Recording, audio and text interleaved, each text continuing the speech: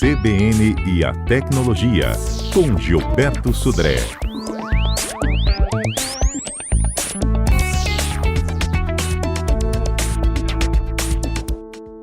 Gilberto Sudré, feliz ano novo! Feliz ano novo, Patrícia. Feliz ano novo aos ouvintes da CBN e Tecnologia. Pois é, na última quarta-feira, ano passado, sabe ano passado? Ano É, passado, você falou, fez uma retrospectiva do que foi 2024, né? Então, hoje a gente começa com uma perspectiva para 2025, certo? exatamente. Primeiro, CBN e Tecnologia de 2025, está na hora de a gente talvez olhar um pouco para frente, né? Ou seja, Isso. pegar um pouco a bolinha de cristal, né? E ver exatamente talvez o que vai acontecer, né, nesse ano de 2025 na área de tecnologia. É importante, né, reconhecer que com esse rápido avanço da tecnologia, é fundamental a gente entender ou compreender as tendências que provavelmente vão moldar esse setor de TI no ano de 2025. E principalmente olhar os impactos que essas mudanças vão acontecer, né, ao longo desse ano. Começando pela IA. Não podia deixar de começar por ela, né, porque foi uma tecnologia que fez um impacto imenso em 2024, né, para isso, né, e assim, ela vai continuar transformando setores da área de tecnologia, da área até que não são de tecnologia, mas que têm algum tipo de ação e envolvimento com a parte de IA, né, e aí tem algumas coisas que ela pode influenciar de forma direta em 2025. Então, por exemplo, personalização avançada. Então, serviços de streaming, né, entrega de experiência adaptadas às necessidades individuais. Como a IA agora fica cada vez mais inteligente, vamos chamar assim, eu não gosto muito desse termo inteligente, porque, na verdade, ela não tem uma inteligência, ela, na verdade, foi treinada para isso. Mas, ou seja,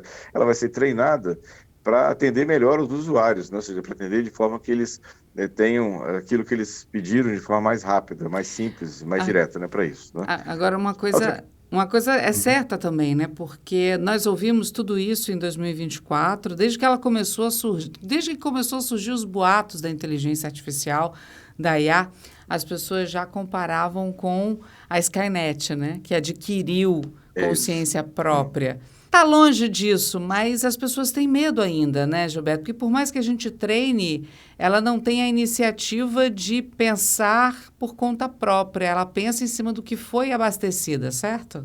Então, essa é uma questão, uma pergunta bastante interessante, porque assim, a gente tem observado no finalzinho agora de 2024 um posicionamento do Elon Musk e do Mark Zuckerberg contra a OpenAI, que é a produtora, né, fornecedora do ChatGPT, dessa inteligência completa, vamos chamar assim, inteligência parecida com a Skynet, por exemplo. Parece que algumas coisas em laboratório estão bastante evoluídas, né?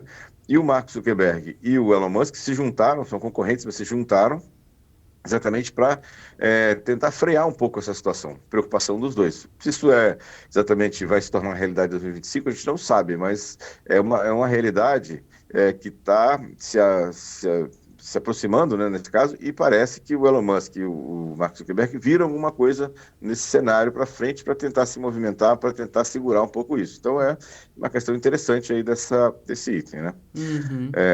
Uma outra coisa legal da IA, né, é que a gente muitas vezes faz uma pergunta para a IA e não sabe exatamente como ela chegou àquela conclusão, né? E aí, em 2025, com certeza a gente vai ter um aumento nessa demanda por transparência, né, para saber o seguinte: como é que ela chegou a essa conclusão, né? A gente está vendo aí ferramentas de IA aplicado, por exemplo, a casos de justiça, né? O auxílio aos juízes na elaboração de decisões, né, para isso. E a pergunta que fica é: como é que a IA chegou àquela conclusão, daquela sugestão que ele está dando para o juiz? Óbvio que a palavra final sempre é do juiz, mas como é que ela chegou a essa conclusão? Então, uma questão importante, né, é essa de transparência, né, na parte das decisões de IA. E aí, falando exatamente de Brasil agora, no Senado Federal, o Senado Federal aprovou recentemente um projeto de regulamentação do uso da IA, estabelecendo diretrizes, né, para garantir essa transparência que eu falei, ética e segurança no desenvolvimento das tecnologias. E aí, é importante nessa discussão, né, porque se a gente fecha muito, muito intensamente esse campo da pesquisa, né, eu limito os pesquisadores nessa situação e limito a inovação. Se eu deixo a situação um pouco mais livre, né, na verdade eu tenho problemas, eu posso ter problemas com segurança e privacidade dos cidadãos. Então, esse ajuste, né, é uma coisa bastante delicada. A gente não limitar a inovação, mas também não expor os usuários, né? Ou seja, os cidadãos nesse uso. Então, a gente vai acompanhar isso aí, isso vai continuar ao longo de 2025, a gente vai ter um acompanhamento dessa situação. Pois é, agora, independente da inteligência artificial, tem muita inteligência humana que, em vez de usar para o bem, usa para o mal, né? E a gente vê aquela questão da cibersegurança, seja no golpe mais simples de um hacker que está começando, digamos assim, até grandes invasões do sistema de segurança internacional, né? É outra preocupação, a cibersegurança? Exatamente. A cibersegurança foi um destaque em 2024, eu abordei isso no programa da quarta-feira passada, né? Uhum. E agora ela vai continuar, com certeza, né, em 2025, né, como um dos principais assuntos que vão acontecer na nossa sociedade para isso. Então a gente vai ter aí questões, por exemplo, de segurança baseada em IA, então a IA ajudando, né? Tanto a IA pode ser utilizada para o mal, mas ela pode ser utilizada para o bem também, né? Ou seja, para proteção, identificação de ataques, nesse caso, né? Proteção contra ransomware, nesse caso, né? E uma coisa importante, né, que a gente tem visto agora em 2024, começou, né? Mas eu acredito que vai se intensificar em 2025, que é educação e segurança digital, né? A gente precisa, né, que governos e empresas vão investir em programas para educar os cidadãos e profissionais sobre boas práticas de segurança, né? A gente tem visto lá grandes empresas já fazendo campanhas de marketing, né, para os seus clientes, para não cair em golpes, cuidado com golpe e tudo mais. Isso com certeza vai se intensificar ao longo de 2025, porque a cibersegurança não vai sair, né, do noticiário, não vai sair do nosso dia a dia, porque na verdade, como tudo virou digital, e agora essa ameaça, né, presente, né, não vai embora em 2025. Uhum. Você falou de educação, né? Começar de cedo mesmo, né, Gilberto? Exatamente, assim, tem que abordar isso, né? Ou seja, dentro das escolas, dentro das famílias, né? Pessoas que não têm pessoas mais idosas, ou pessoas que não têm, mesmo pessoas mais jovens, mas que não têm essa identificação, esse conhecimento da área de tecnologia, a gente precisa esclarecer a eles, né? Ou seja, fazer aquele nosso papel, quem conhece um pouco de tecnologia, esclarecer essas pessoas, né, desses riscos e ameaças que a internet, né, como um todo, oferece nesse caso. Bom, já que a gente chegou aqui no ser humano, né, mais próximo no consumidor, a gente pode falar um pouco da internet das coisas também? Exatamente, né? Internet das coisas, aqueles dispositivos que estão conectados à internet, então tem câmeras, sensores, né, equipamentos de Smart TV, consoles de games, todos estão conectados à internet de alguma maneira. E esse é uma tendência grande também, já viu uma evolução no ano 2024, 2025 não vai ser diferente, né?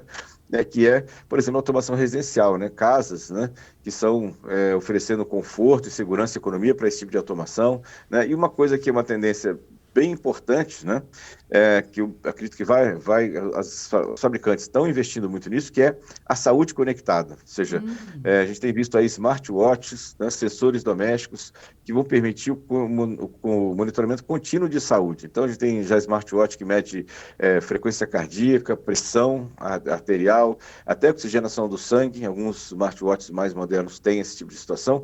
Isso vai ser uma forma de a gente monitorar mais de perto a saúde, inclusive melhorando diagnósticos e tratamentos preventivos. Então, essa questão de IoT, principalmente na área de automação residencial e saúde conectada, a gente vai ter grandes novidades em 2025. Legal.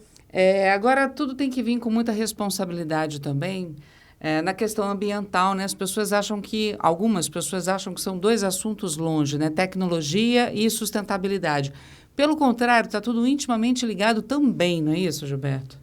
Exatamente. A gente tem visto, por exemplo, que esses hubs de inteligência artificial, essas grandes soluções de inteligência artificial consomem muita energia, né? E a gente tem problemas, né, de alimentação dessa questão, a parte de refrigeração para isso. Então, por isso que é importante, né? E a gente tem visto já algumas empresas investindo nessa situação, né?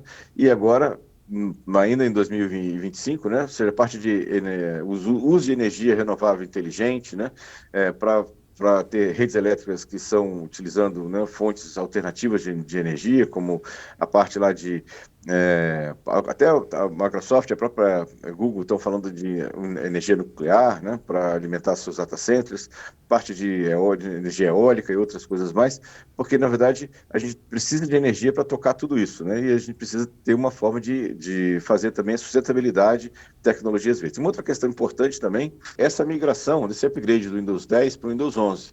Muitas pessoas não vão conseguir instalar o Windows 11 nas suas máquinas atuais e vão ter que trocar, né, para uma outra máquina mais nova, vai gerar uma quantidade imensa, né, de lixo tecnológico, que tem que ser tratado de alguma forma, não pode ser direto para o lixo comum. Então, esse tipo de responsabilidade também vai ser importante em 2025. Pois é, porque muita gente alega que esse material que fica obsoleto, ele não pode ser reaproveitado porque ele já é obsoleto. E aí? Então, você tem algumas soluções de usar sistemas operacionais mais antigos nessas máquinas, por exemplo, usar o Linux, que com certeza vai funcionar aí nessas máquinas todas mais antigas, e são soluções bastante razoáveis para o uso doméstico, o uso do dia a dia, atendem plenamente bem. Então, ou seja, a gente tem que ter as soluções dessa natureza para não tornar, né, esses equipamentos mais antigos simplesmente um lixo tecnológico, porque isso afeta o meio ambiente, então tem uma série de situações que a gente tem que tratar de forma responsável. Uhum. Podemos falar também sobre 5G? Então, no segmento residencial, né, ou seja, o que promete em 2025 é que vai ser o ano da decolagem do acesso em banda larga em 5G, né? Até então, uma oferta limitada, né, de banda larga doméstica em 5G, mas aparentemente as operadoras brasileiras começaram a focar nesse mercado, né, e prometem oferecer preços mais acessíveis, né, e muitas casas vão ter acesso à internet via 5G, não através de uma rede física, né, de cabos de fibra ótica ou cabos coaxiais. Então, essa é uma questão interessante, né? Outro segmento que parece que vai embarcar em 2025 é o chamado de B2V, né, o Business to Vehicle, ou seja, o acesso à internet em veículos, né? Ou seja, os veículos hoje são um novo centro de consumo de dados, tanto em pessoas que estão no carro consumindo, né, entretenimento, né, ou seja, áudio, vídeo, né, pessoas que estão lá na parte de trás como caronas, né, ou como passageiros que vão ter suas telas na parte de trás consumindo, né, via internet, dados, né, para isso, como também a parte de monitoramento de todo o funcionamento do carro, né, rastreamento, né, monitoramento de motor, de posições do carro e tudo mais. Então, ou seja, esse é um novo segmento que a gente não tinha, né, de forma muito forte até o ano 2024, começou em 2024 agora, e aparentemente vai aumentar, né, bastante esse tipo de uso de internet nos carros, né, até porque alguns carros já trazem, inclusive, um chip embarcado, né, dentro do carro para atualização do seu próprio software. Então, se a gente vai ver isso mais à frente em 2025 também crescendo, né, com os novos veículos que vem surgindo. Eu ouvi esses dias uma expressão que eu fiquei curiosa, né? Computação quântica. O que é isso, Gilberto? Então, a computação convencional, como a gente chama, né? Os dados são armazenados em bits, que é 0 e 1, basicamente. Então, não tem meio termo, né? A computação quântica usa um outro tipo de física, né? Onde os valores armazenados podem ser 0 e 1 ao mesmo tempo. Isso é uma questão da física, né? Não é mais da eletrônica, da física para isso. Mas o que tem de diferente na computação quântica é que ela tem para alguns tipos de problemas científicos, ela resolve de forma absurdamente mais rápido do que o computador convencional, né? E aí você tem algumas questões, né, que vão afetar, né? Por exemplo, a quebra de criptografias convencionais. Assim, a promessa, né, é que a computação quântica ela consiga quebrar criptografias convencionais que a gente usa no dia a dia. E isso, né, poderia tornar vulnerável, por exemplo, transações financeiras, né, compras na internet, para isso. Óbvio que isso demanda um certo tempo de desenvolvimento, mas assim, a gente começou a enxergar isso no horizonte, nessas situações. Óbvio que, para se proteger contra isso, os laboratórios de pesquisa começaram a desenvolver o que a gente chama de criptografias pós-quânticas. São criptografias que, teoricamente, seriam resistentes ao ataque por computador quântico. Estamos na fronteira da pesquisa, da parte de tecnologia, né? A gente vai observar isso ao longo de 2025, de como é que ela está se encaminhando. Mas em 2024 já teve um grande avanço, né? E em 2025 a gente acredita que vai ter um avanço ainda maior.